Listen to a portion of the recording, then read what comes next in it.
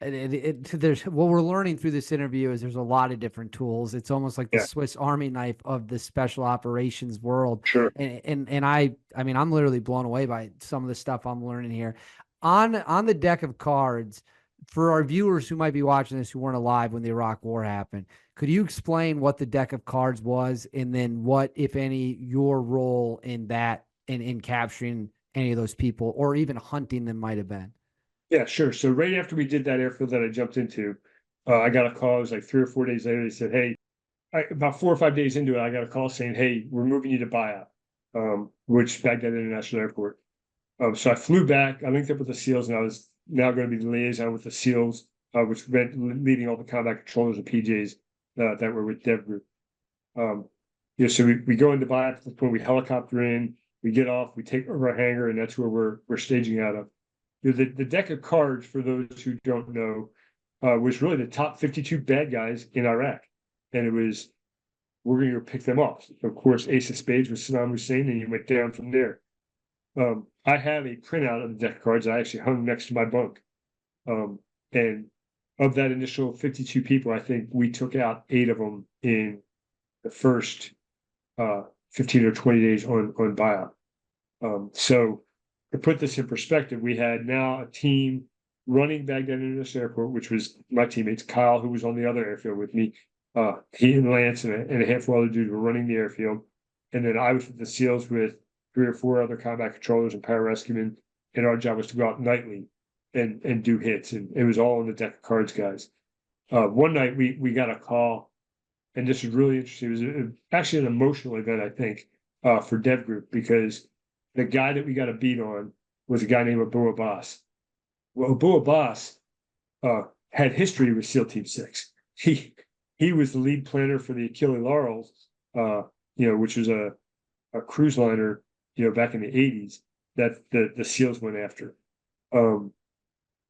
We got a beat on where he was. He'd been hiding in Iraq for years, and the same squadron that went after him was the squadron that had gone after him in the 80s. One of those guys was still in the unit. He wasn't on the team. He was an older dude. Um, and I distinctly remember him going, "I'm going on that mission. Like, I'm going to be there. I may not be kicking in the door. I may not be the key player, but I'm going on this mission." And he did. And we went and got Abu Abbas that evening. It was a really um, emotional or therapeutic event for the unit, because they kind of got to come full circle and snag a son of a bitch who tried to do something bad decades ago, and they finally got to get him. So it was a really neat opportunity to be part of. Did he put up much resistance when they grabbed him? Like it's the force we had going in there. Like we had the squadron of SEALs and a whole company of Rangers. There's not much you're going to do with that group of guys. There was some resistance getting into the building, and even where I was, we had a vehicle pull around, come around a corner, and they shut the lights off. They started coming towards us. I just turned to my SEAL teammate and said, "Hey, dude, this vehicle's coming down the road. What do you want to do?" He's far enough out that we had time. He's like, "Let's light him up, man." And he just fucking called that dude a new asshole. Um, so eliminated that threat really quickly. They went in and got a Bill Boss. They called, mission complete. We went home, but it wasn't a terribly difficult or complex mission, but definitely something that they were happy to get done. When you talk about the 8 guys from the deck of cards that were caught out of the location you were at with the guys you were working with, in your experience, did most of those guys put up much of a fight when they were caught? Because I know some guys I've interviewed from the tier 1 side said that a lot of Iraqis, even the higher up ones, it's like once they realized it was over, they were not going out in a blaze of glory and they just kind of gave up. Others said some really wanted to fight. What was your experience with that? Yeah. There was some fighting. I think it was depending on the situation. So did you roll up on them and really surprise them, or were they in a whole hide set of some sort where they were ready to defend themselves? But I think overall it was fairly passive. Uh, there's some tactical gunfire exchange, but nothing significant. Like when we went into Iraq, both Delta and SEAL Team 6, they went in with really heavy firepower, whether it was organic to their unit or air power or both.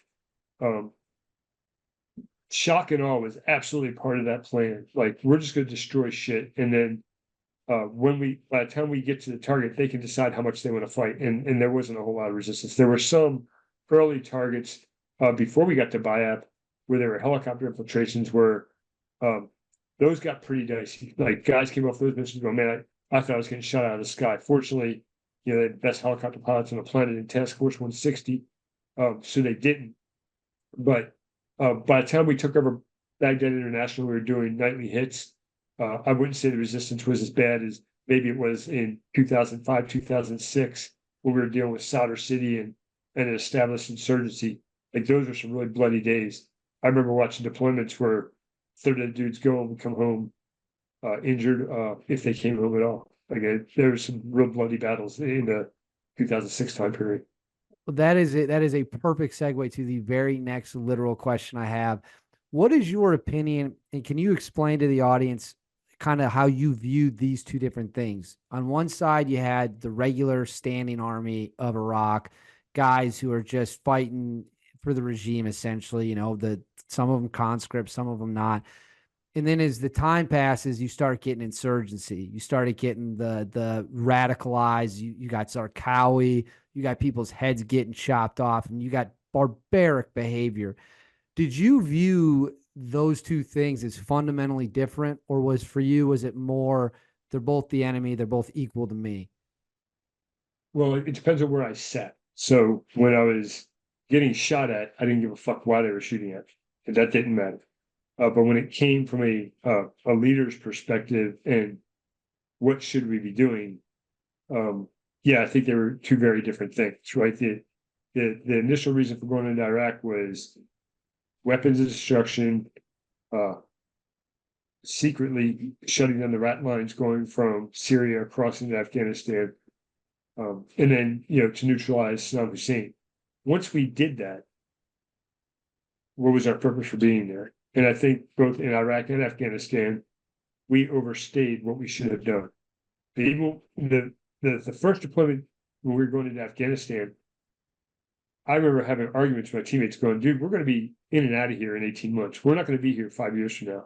So we hit our second year of being there. I was like, what in the fuck are we doing? Why are we flooding Afghanistan with tens of thousands of people, conventional forces, when our job is to go get UBL? Like, we're not here to democratize Afghanistan.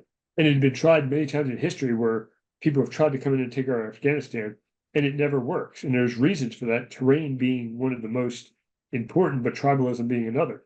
The same thing in Iraq. Like, we went in, we did a lot of things, but then we ended up creating this, we created an environment for things that happened to happen, in my opinion.